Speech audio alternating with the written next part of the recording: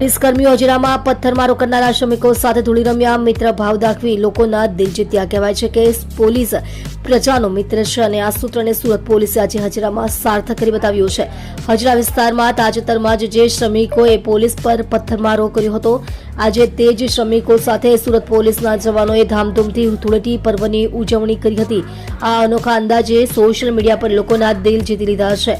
કડવાશ ભૂલીને પ્રેમનો ગુલાલ. થોડા સમય પહેલા હજરામાં બનેલી પથ્થરમારાની ઘટના બાદ પોલીસ અને શ્રમિકો વચ્ચે જે તણાવ અને અંતર ઊભું થયું હતું તેને ઘટાડવા માટે સુરત પોલીસે આ અનોખો માર્ગ અપનાવ્યો હતો. પોલીસ જવાનોએ શ્રમિકોના ઘરે અને વસાહતોમાં જઈ તેમને ગુલાલ લગાવ્યો હતો અને મીઠાઈ વહેંચી હતી.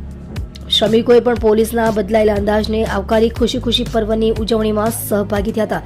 તમારા માટે તમારી સાથે સૂત્ર સાર્થક. સુરત પોલીસ માત્ર કાયદો અને વ્યવસ્થા જાળવવાનું જ કામ નથી કરતી, પરંતુ સામાજિક સૌહાર્દ જાળવવામાં પણ અગ્રેસર રહે છે.